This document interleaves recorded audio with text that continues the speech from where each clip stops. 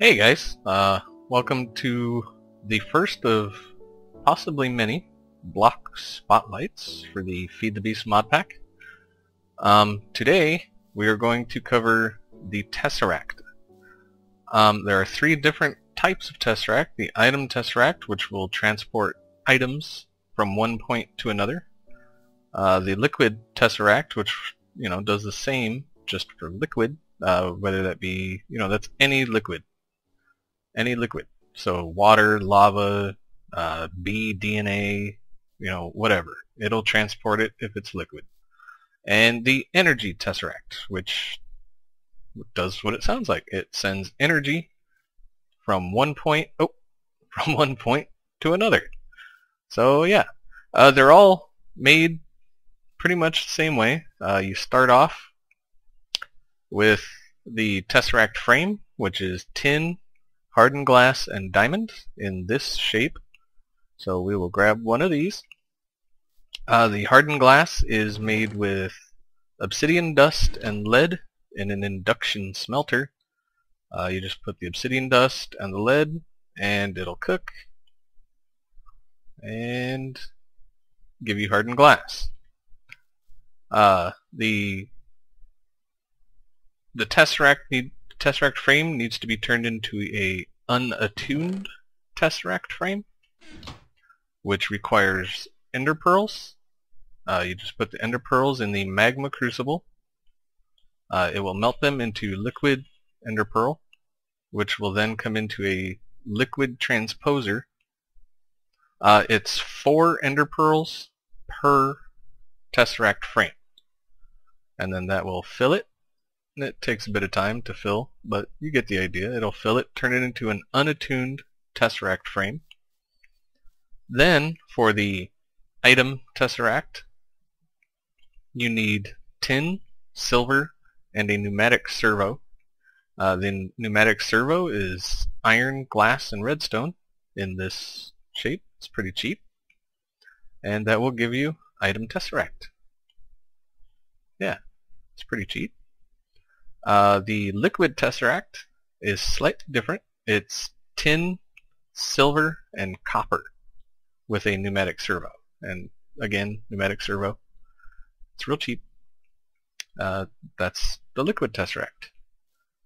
The energy Tesseract takes electrum, silver, lead, and redstone conductance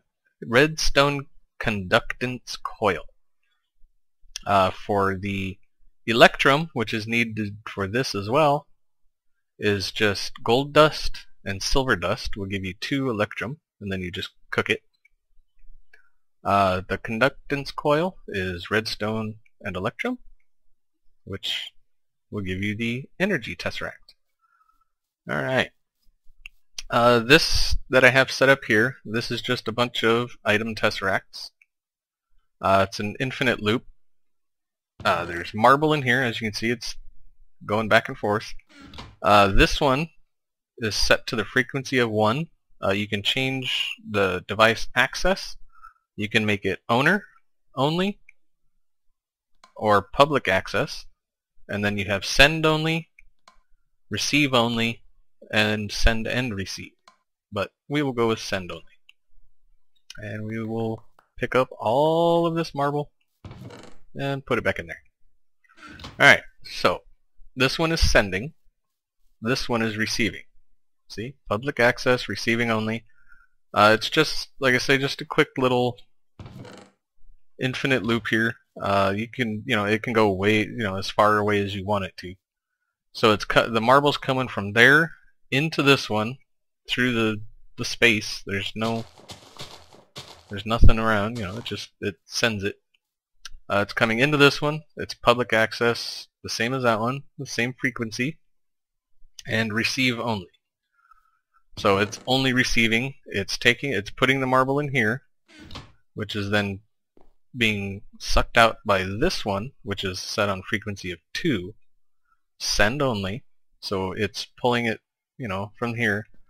That one is sending it to this one, which is set at 2, and receive only, which puts it back into the chest. So, that's just it's just going around that way. Just a quick demonstration on what could happen, or what it basically does. This is a liquid tesseract.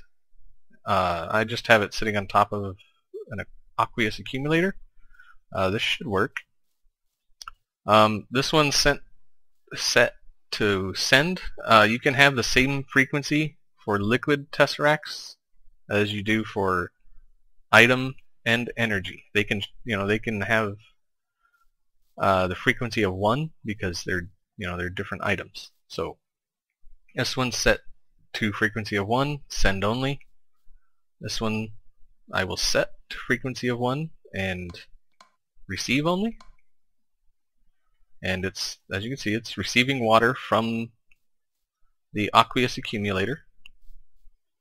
And then you can just have it pump into whatever. This could be lava. This could be in the nether, sucking up lava. You'd need to put it next to a pump. But for just this quick demonstration, it's just sucking water, sticking it in the tank.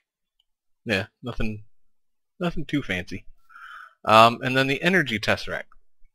The item tesseract, there is no loss of any kind. What you send through it will come back out, no problem. The same with the liquid tesseract. There is no loss. But the energy tesseract, they take a maximum of 100 MJ at a 25% loss. So if you put 100 MJ into this tesseract and you want to send it, say, to a quarry, you will only get 75 MJ per tick. So these make portable power very convenient, but there is a loss. It's 25% loss. So like I said, you send 100, you only receive 75.